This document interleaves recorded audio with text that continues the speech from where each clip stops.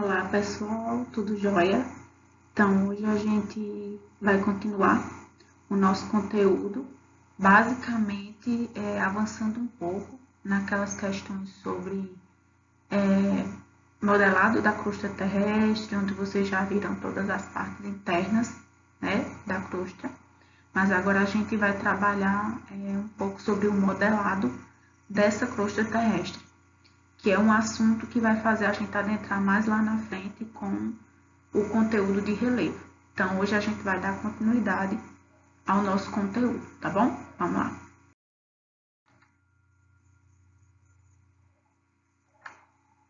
Então, como eu falei para vocês, hoje a gente vai tratar sobre o modelado da crosta terrestre, que é pegando um pouco já desse conteúdo que nós já tínhamos visto, né? Só que agora de uma forma mais assertiva, que a gente vai falar um resumão, vai fazer meio que um resumão de tudo aquilo que a gente já tinha estudado, só que agora acentuando aspectos que serão fundamentais para entender as transformações do relevo. Então, o que é o relevo, né? Ou do que o relevo é feito? Qual é o resultado para que a gente possa ter a construção dele, né? Então, a gente tem dois tipos de situações, as quais a gente chama ou denomina elas, né, de forças de construção e forças de modelagem, né? O relevo, em qualquer parte do mundo que nós temos, ele é um produto, ele é um resultado justamente dessas forças de construção e dessas forças de modelagem, certo? Mas aí vocês poderiam se perguntar, essas forças de construção, elas dizem respeito ao quê? Como é que o relevo ele pode ser moldado através dessas forças de construção, né? O que seriam essas forças de construção? E aqui eu já dou um exemplo bem típico para vocês de um desses modelos aos quais as forças de construção estão atreladas e que resultam em algumas transformações do nosso relevo, certo? Então, quando a gente fala de forças de construção, a gente está falando do tectonismo e do vulcanismo, né?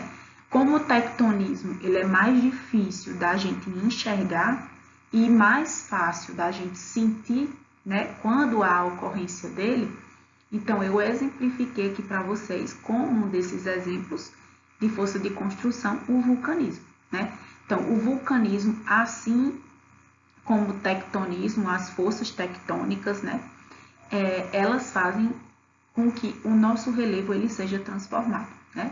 E isso numa escala de milhões de anos e até em escalas menores, né? Que na dinâmica da natureza, diariamente, o nosso relevo está sendo transformado, tá certo? E o que seriam essas forças de modelagem, que também dizem respeito a essa transformação do nosso relevo, né? As forças de modelagem, elas nada mais são do que aquelas forças que a gente diz assim, quando a gente tem uma modelagem numa rocha, as forças de intemperismo e de erosão estão acontecendo ali.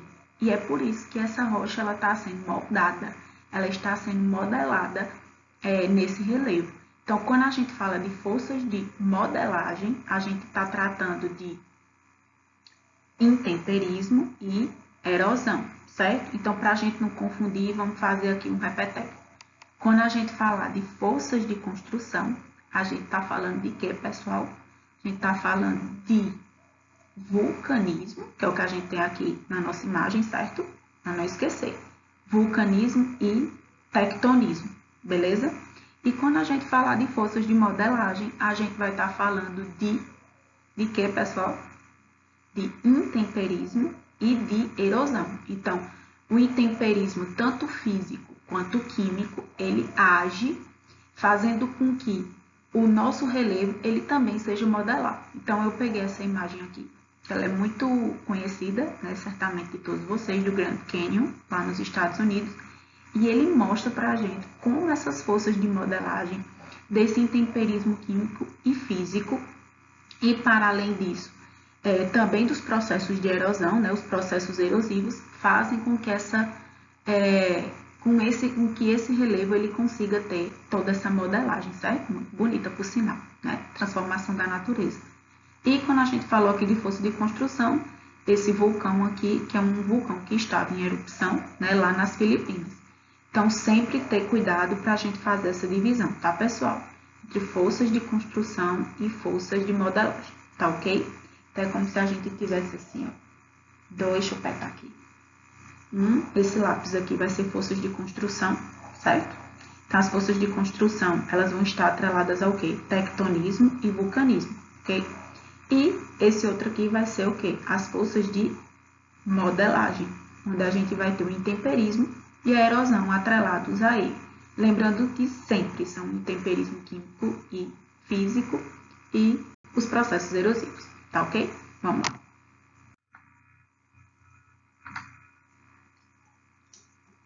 Então, essas são as forças que estão comumente e conjuntamente fazendo com que o nosso relevo seja o quê? Modificado, tá bom? Então, quando a gente fala de estruturas geológicas, a gente está falando das transformações pelas quais aquelas estruturas, né, que são as placas tectônicas e tudo que tem no nosso relevo, sofreram ao longo do tempo, ou seja, por milhões e milhões de anos. Então, a gente tem um exemplo aqui das estruturas da América do Sul, né, que é onde nós estamos, e que essas estruturas são o quê? Modeladas também por esses agentes do relevo. Então, a gente está aqui naquela que é chamada de plataforma sul-americana ou placa sul-americana, certo? A gente vai ter aqui, nessa cor mais roxa aqui, a Cordilheira dos Andes, essa cor verdinha aqui, na nossa legenda, isso aqui é leitura de mapa, tá, pessoal? Super importante. Então, essa cor aqui verdinha, a gente vai estar representando coberturas chamadas coberturas fanerozoicas, ou seja, diz respeito ao período ao qual a estrutura geológica desse terreno faz parte, certo? A idade do terreno. Então, aqui é um relevo de estrutura e de cobertura fanerozoica. A gente vai ter essa cor laranja aqui que está mais dispersa, né? E que está mais povoando aí toda essa parte da América do Sul, como embasamento cristalino. Isso é super importante, tá, pessoal? Se ater a essa informação. Boa parte do relevo da América do Sul, que diz respeito à espacialidade, a domínio de espacialidade, ou seja, de forma que em várias partes da América do Sul a gente vai ter a presença, diz respeito a essa cobertura de um embasamento cristalino, certo? Que é a mesma coisa de dizer que faz parte do terreno, que é o terreno de determinadas áreas, certo? E por último, a gente vai ter essa cor que está bem aqui na ponta, né? Já saindo aqui do Brasil, a gente já está em outras áreas aqui, que é a plataforma patagônica, que a gente percebe que está numa área bem pormenorizada, ou seja, de uma forma mais pontual, né? Aqui no que diz respeito às estruturas da América do Sul, certo? Então, aqui para exemplificar essa parte de composição dessa plataforma sul-americana, que diz respeito a todas as estruturas que fazem parte da América do Sul, a gente tem como um ótimo objeto de representação o escudo das Guianas, né? Que compõe essa plataforma sul-americana, uma área muito antiga, datada lá da época do pré-cambriano, cujas formas atestam o intenso trabalho das forças de modelagem do relevo, certo?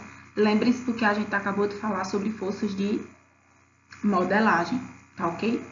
E aqui na foto a gente vai ter um trecho da Serra do Tumucumaque, certo? Então, faz parte do terreno que está composto nas estruturas da América do Sul. Então, se vocês forem perguntados quais são as estruturas que fazem parte da América do Sul ou da plataforma sul-americana, que é o mesmo, a gente vai poder citar essas quatro aqui, tá bom? Cordilheira dos Andes, coberturas fanerozoicas, embasamento cristalino e plataforma patagônica, tá ok? Vamos lá. Continuando aí tratando dessas estruturas geológicas, agora a gente vai pegar uma parte bem pontual que diz respeito a um trecho, né, que está ali na fronteira entre o Paraguai e o Brasil, certo? Todo mundo já ouviu falar do Foz do Iguaçu, né? Então todo mundo sabe que faz parte da fronteira entre o Brasil e o Paraguai e fica ali no estado do Paraná, tá bom? Então, a formação das bacias sedimentares, ela é posterior ao pré-cambriano, ou seja, datada de uma data que foi além, ou seja, posterior ao pré-cambriano, razão pela qual são também denominadas de bacias fanerozoicas, que é justamente aquela que a gente citou aqui, e que estão bem espalhadas por todas as estruturas da América do Sul, certo? Por todo o terreno, por toda a placa sul-americana, ela tem uma maior espacialidade, certo? Na foto aqui a gente está tendo um trecho dessa bacia sedimentar, né, do rio Paraná, na fronteira entre o Paraguai e o Brasil, que é próximo ali à Foz do Iguaçu. Então, a gente, quando tem um terreno que ele é dito como de bacias sedimentares, esse é um terreno, em geral, muito interessante, porque é um terreno que tem o quê? Sedimentos, né? Toda vez que a gente fala de bacias sedimentares, a gente fala de um terreno que é composto por sedimentos. Então, é onde a gente encontra com maior facilidade, por exemplo, jazidas de petróleo, né? Então, quando a gente fala de bacias sedimentares, a gente fala de depósitos, né? De áreas e de terrenos que são considerados como depósitos. Então, a gente tem isso aí numa fronteira entre Brasil e Paraguai. Continuando aí a gente já sai um pouquinho do Brasil, a gente já vai para o nosso país vizinho, né? Hermano, a Argentina, que faz parte aí dessa irmandade quando a gente trata de Mercosul, mas vocês só vão estudar isso no próximo ano, tá bom? Então, a gente tem, muito próximo a nós aqui, aquilo que é chamado de dobramentos modernos. Então, na Argentina, a gente consegue ter essa proximidade daquilo que é considerado como dobramentos modernos, tá bom? Por que é importante a gente tratar disso? Porque quando a gente fala de Brasil, a gente nunca vai poder dizer que no Brasil a gente tem, por exemplo, montanhas, né? O Brasil não tem montanhas, certo? Então, essa é uma das características que fazem a gente dizer que locais onde há montanhas são locais que possuem o quê? Dobramentos modernos, também chamados de cadeias o quê? Orogênicas, que correspondem a áreas de formação mais recente, tá bom? Então, nessa foto aqui, eu trouxe para vocês um trecho lá da Cordilheira dos Andes, que a gente tem mesmo aqui, ó, que é bem limite entre Brasil, certo? Estamos aqui na fronteira com a Argentina. Então, na Argentina, onde a gente encontra a Cordilheira dos Andes. Então, é uma área repleta de dobramentos modernos, que também são chamados de cadeias orogênicas. Então, se vocês lerem em algum lugar dobramentos modernos e em outro tipo de leitura vocês lerem sobre cadeias orogênicas, está se tratando da mesma temática, tá bom? Então, dobramentos modernos e cadeias orogênicas é o mesmo tipo de correlação, é o mesmo tipo de sinônimo e o mesmo tipo de significado, certo? Vamos lá. E aqui, pessoal, um resumo daquilo que a gente viu na nossa aula, certo? Como forma de deixar vocês mais pontuais, né? Em relação ao conteúdo e fazer um arremate de tudo aquilo que a gente conversou, tá bom?